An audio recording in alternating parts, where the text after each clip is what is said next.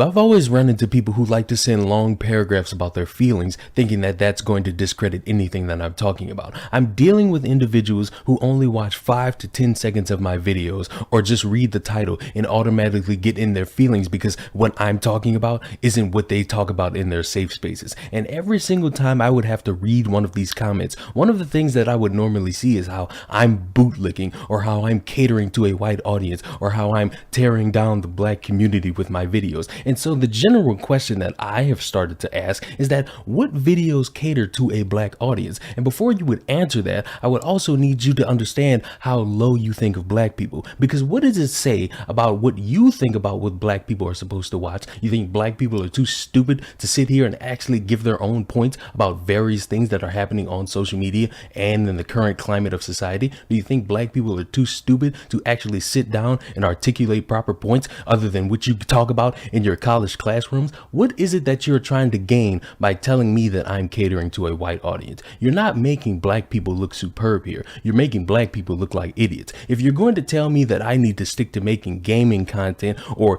doing hair tutorials or trying on clothes, that lets me know how low you think of black people. That lets me know that you don't want to have black people in these certain discussions. That means you want to have black people sitting down and shutting up because you have this idea that anything that I would put out, anything that other people would put out that actually provides diversity of thought, that is not something black people are supposed to watch. They're supposed to watch things that make them feel good in the moment.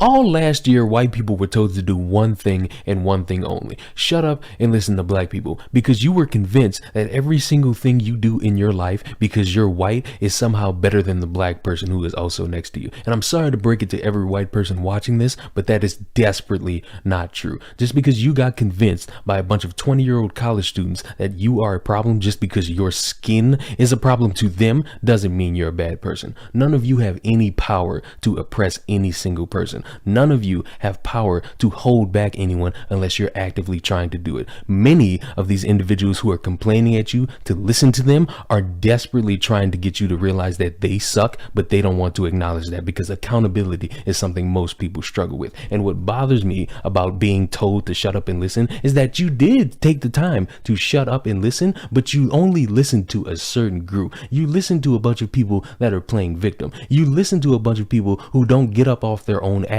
and actually put in the time to do something. You listen to a bunch of people who really want you to understand that being white is a bad thing. Instead, you took all of that and you actually believed that. And anytime you interact with someone like me, like Gothics, like Young Ripper, like Abba and Preach, you sit there and you want to demonize them. You claim that we're not black enough. Or if for some people who are also black who want to claim that if your life doesn't suck because you're black, you're heavily insulated. It's funny how these people have this way of thinking and don't want to open their minds to the fact that, not every black person is oppressed. Not every black person is fighting against the white person to be succeeding in life. We're actually taking the time to hone our crafts and actually take the time to get better at what we're doing, not bitching about how some white person we don't even know has a better opportunity than us. There are ways we could actually come together and have conversations, and it's called diversity of thought. Stop sitting here and shunning people just because they don't have the same experiences as you.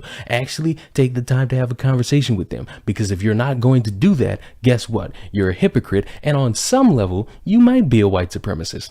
This is why I laugh at the idea of black representation, because it's clear that these types of folks don't actually care about representation. What they do care about is platforming a specific black person with a specific worldview. So when virtuous BLM supporters kept shouting, "Listen to black voices, amplify black voices," trust me when I say they were not talking about me. But the scary thing about all of this is when you shun black people who think differently, you also rob them of their individuality. And if you have groups that operate as a collective, their behavior becomes easier to predict. And if you can predict how a group of people are going to react, they're easier to herd in a specific direction. So for example, When I usually see a black person emotionally invested in any of the cases surrounding Black Lives Matter, I find that more often than not, these same folks will refer to themselves as part of a collective rather than an individual. They'll say things like, "We're tired of being killed," or "We're oppressed." What this can be described as is de-individuation, which occurs when a person's identity within a group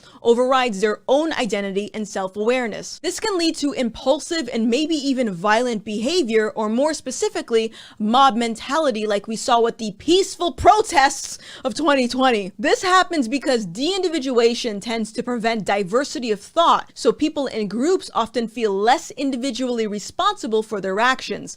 Like the recent shooting of Ma'Khia Bryant, or the racist remarks directed at Senator Tim Scott. Yes, Ma'Khia's shooting was unfortunate, but her death was a result of bad decisions and not white supremacy. And while some may dislike Senator Tim Scott's opinions regarding racism in America, guess what? Calling him racist terms will never help you achieve your utopian vision of ending racism. See, when you make excuses for bad or even criminal behavior, it's time to do some self-analyzing. If you understand right from wrong, then you should understand right from wrong. If you find that your moral values are changing depending on who you align yourself with, then that might be a sign that that group isn't a positive influence on your life. Just as